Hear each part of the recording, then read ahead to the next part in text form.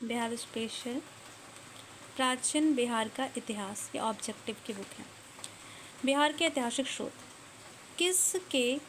बिहार के किस स्थल से पूर्व ऐतिहासिक युग के पुरातात्विक स्रोत प्राप्त हुए हैं? बिहार के किस स्थल से पूर्व ऐतिहासिक युग के पुरातात्विक स्रोत प्राप्त हुए हैं? तो पटना, पूर्वी चंपारण, पश्चिमी चंपारण, गया, नालंदा। तो पटना से। निम्न में से बिहार के किस पूर्व ऐतिहासिक स्थल से ताम्रपाषाण युगीन उपकरण, यानी कि ताम्रपाषाण युगीन उपकरण कहाँ से मिले हैं? तो ये मिला है चेचर से, मनेर से, सोनपुर से, या फिर उपरोक्त सभी में से। तो ताम्रपाषाणिक कहाँ से मिले हैं? तो यहाँ पे इसका आंसर दिया हुआ इस बुक में, चेचर। मौर्यकालीन स्थापत्य कला के साक्ष्य कहाँ से प्राप्त हुए हैं? पाटलिपुत्र से, राजगीर से, बराबर पहाड़ी से और उपयुक्त सभी। तो ये प्राप्त हुआ है सभी से। मौर्यकालीन स्थापत्य कला के साक्ष्य पाटलिपुत्र, राजगीर और बराबर की पहाड़ी से। निम्न में से किस शासक के गुफा लेख बराबर और नागार्जुन पहाड़ी से प्राप्त हुए हैं? बराबर और नागार्जुन पहाड़ी से गुफालेख दशरथ के प्राप्त हुए हैं। बिहार में पाए गए मौर्य अभिलेख की भाषा क्या थी? संस्कृत, मागधी, प्राकृतिक या अवधी? तो इसका आंसर होगा प्राकृतिक। बिहार में पाए जाने वाले मौर्य अभिलेख की भाषा प्राकृतिक थी। बिहार में पाए जाने वाले मौर्य अभिलेख की लिपि क्या थी? तो इसकी लिपि बतानी है क्या थी? तो इसकी लिपि ब्राह्मी थी।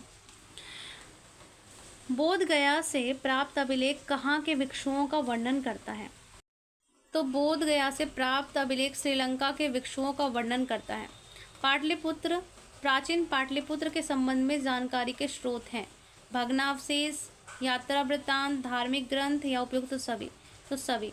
प्राचीन पाटलिपुत्र की जानकारी भग्नावशेष, यात्रा वृत्तांत और धार्मिक ग्रंथ तीनों से मिलती है।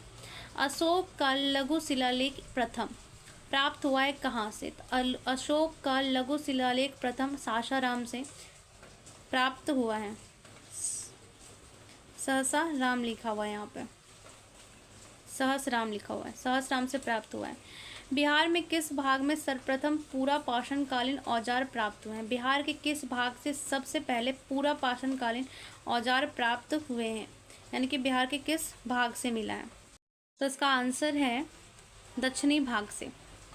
निम्न में से किस स्थान से गुप्तकालीन पाषाण अभिलेख मिले हैं? पटना से, गया से, नवादा से और भागलपुर से। तो गुप्तकालीन पाषाण अभिलेख नवादा से मिले हैं। गुप्तकालीन पाषाण अभिलेख नवादा से मिले हैं। जातक कथाओं में स्वर्ण सिक्के हेतु किस शब्द का प्रयोग किया गया है? तो निष्क शब्द का प्रयोग किया गया है जातक कथाओं में स्वर्ण सिक्कों के लिए। निम्नलिखित में से किसके लेख नालंदा पाषाण से पता चलता है कि नालंदा महाविहार को जला दिया गया था? किस लेख से पता चलता है? तो महिपाल के लेख से पता चलता है कि नालंदा महाविहार को जला दिया गया था। क्वेश्चन नंबर 14, बिहार के किस स्थान से प्रतिहार राजा भोज के सिक्के मिले हैं? तो नालंदा से मिले हैं। बिहार के नालंदा से प्रतिहार राजा भोज के सिक्के मिले हैं।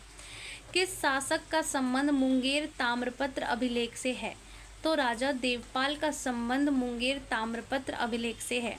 बिहार पर गढ़वालों के आधिपत्य का प्रमाण मिलता है किस ताम्रपत्र से? मनेर ताम्रपत्र से, या मुंगेर ताम्रपत्र से, या धर्मास्वामी के वृत्तांत से, या कोई नहीं? तो इसका आंसर होगा मनेर ताम्रपत्र से। बिहार में किस तुर्क राजवंश के अभिलेख प्राप्त हुए हैं? तुगलक वंश, मामलुक वंश, खिलजी वंश, लोदी वंश। तो इसका आंसर है तुगलक वंश। बिहार में किस तुर्क का मिला है? तुगलक वंश का मिला है। निम्न में से बिहार आने वाले प्रमुख चीनी यात्री कौन है? फाहियान, हुएनसांग, इचिसंग, उपयुक्त सभी। तो तीनों ही बिहार आए थे, उपयुक्त सभी। मुगल कालीन बिहार में आने वाले प्रथम विदेश यात्री था? मुगल कालीन बिहार में कौन पहला विदेश यात्री आया था? तो आया था मुल्ला तकिया। मुगल कालीन बिहार में पहला विदेश यात्री आया था मुल्ला तकिया। नेक्स्ट क्वेश्चन है, निम्नलिखित यात्रियों में से कौन बिहार नहीं आया था? मैनरिक, जॉन मार्शल, बर्नियर, पीटर मुंडी। तो बिहार मैनरिक भी आया था, मार्शल भी आया था, मुंडी भी आया था, फ्रांसिस बर्नियर नहीं आया था। प्राचीन बिहार के इतिहास की जानकारी के मुख्य स्रोत हैं?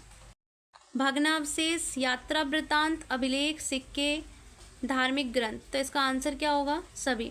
भग्नावशेष, यात्रा वृत्तांत, अभिलेख, सिक्के, धार्मिक ग्रंथ, सभी बिहार में इतिहास की जानकारी के मुख्य स्रोत है, प्राचीन इतिहास की जानकारी के। निम्नलिखित में से किस स्थान पर कुमारगुप्त एवं स्कंदगुप्त का प्रसिद्ध पाषाण लेख मिला है? नालंदा से।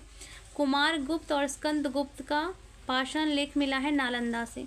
राज्य पुरातत्व निदेशालय की स्थापना कब हुई थी? 1962 में। राज्य पुरातत्व निदेशालय की स्थापना 1962 में हुई थी। बिहार के किस क्षेत्र से प्राचीन स्वर्ण सिक्के प्राप्त हुए हैं? पटना से, वैशाली से, मुंगेर से, उपरोक्त में से कोई नहीं। तो इसमें से कोई नहीं। अगला है, बिहार में से किस स्थान से रजत आहत सिक्के मिले हैं? बिहार के किस स्थान से रजत आहत सिक्के मिले हैं? लोहानीपुर, मोतिहारी, फतुहा, उपरोक्त सभी। तो तीनों में से रजत सिक्के मिले हैं लोहानीपुर, मोतिहारी और फतुहा से। मिथिला के इतिहास में महत्वपूर्ण स्रोतों में से है कीर्ति कला, कीर्ति पताका, वर्ण रत्नाकर, उपयुक्त सभी। तो तीनों ही, कीर्ति कला, कीर्ति पताका और वर्ण रत्नाकर, तीनों। बिहार के गया जिले से बिहार के गया जिले के अपसर्ड से प्राप्त अभिलेख किस राजवंश के बारे में जानकारी देता है? पूर्ववर्ती गुप्त वंश के बारे में जानकारी देता है अपसर्ड अभिलेख। पाल शासकों के बारे में जानकारी मिलती है। ऑप्शन ए, देवपाल के मुंगेर अभिलेख से, नारायण पाल के भागलपुर ताम्रपत्र अभिलेख से, महिपाल प्रथम के नालंदा एवं मुजफ्फरपुर अभिलेख से, या सभी। तो इसका आंसर होगा सभी। पाल शासकों के बारे में देवपाल के मुंगेर अभिलेख, नारायण पाल के भागलपुर ताम्रपत्र अभिलेख, महिपाल प्रथम के नालंदा एवं मुजफ्फरपुर अभिलेख से जानकारी मिलती है। बिहार के लिए सर्वाधिक प्राचीन साहित्य स्रोत है ऋग्वेद, अथर्ववेद, उपनिषद, सामवेद। तो बिहार के लिए सर्वाधिक प्राचीन साहित्यिक स्रोत अथर्ववेद है। नालंदा के सरायटीला में उत्खनन से प्राप्त हुआ है पाल काल का बौद्ध विहार। नालंदा के सरायटीला उत्खनन से पाल काल का बौद्ध विहार मिला है। बिहार में बड़े पैमाने पर उत्खनन कार्य करवाने वाला तथा कोई प्राचीन स्थलों की खोज करने वाले पुरातत्ववेत्ता कौन है? कनिंघम। उसके बाद है, पुरातत्ववेत्ता कनिंघम ने बिहार में खोज की है केसरिया स्तूप चंपारण की, लोहरिया अरेराज का अशोक स्तंभ की, बसाठ के अवशेषों के आधार पर वैशाली के प्राचीन स्थल के उपयुक्त सभी। तो सभी की। विदेह के राजा जनक ने निष्क या स्वर्ण का शतमान उपहार में दिए हैं, ये कहाँ वर्णित है? मतलब विदेह के राजा ने क्या किया है? निष्क उपहार में दिया, ये कहाँ वर्णित है? तो बृहदारण्यक उपनिषद में वर्णित है। बृहदारण्यक उपनिषद जो है ये राजा विदेह के राजा द्वारा संरक्षित भी था। बिहार के किस स्थल से नवपाषाणकालीन हड्डी के उपकरण मिले हैं? चिरांद, मनेर, ताराडी, सेनुअर। तो कहाँ से मिले हैं? तो बुक के अकॉर्डिंग आंसर है सेनुअर।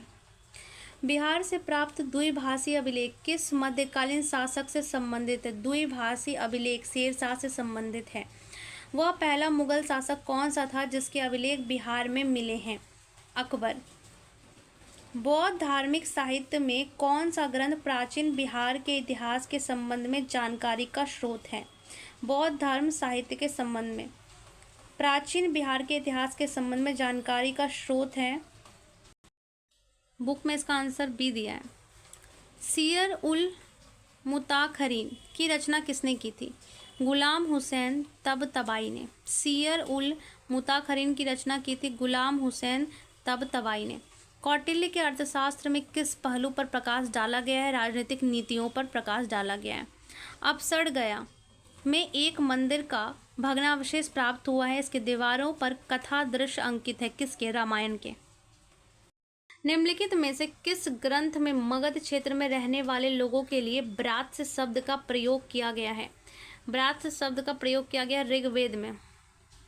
बिहार क्षेत्र में चर्चा सर्वप्रथम किस साहित्यिक रचना में मिलती है? बिहार क्षेत्र की चर्चा सर्वप्रथम किस साहित्यिक रचना में मिलती है? शतपथ ब्राह्मण में। मूल रूप से बिहार शब्द का अर्थ है बौद्ध मठ, देवदूतों की भूति, आर्य प्रदेश और हरियाली का प्रदेश। तो बौद्ध मठ। कौटिल्य के अर्थशास्त्र में कितने अधिकरण में बटा हुआ है? 15 अधिकरणों में बटा हुआ है। मेगास्थनी चंद्रगुप्त के दरबार में कब आया था? 304 ईस्वी पूर्व में आया था मेगास्थनी चंद्रगुप्त के दरबार में। इसका आंसर यहाँ पे दिया हुआ है।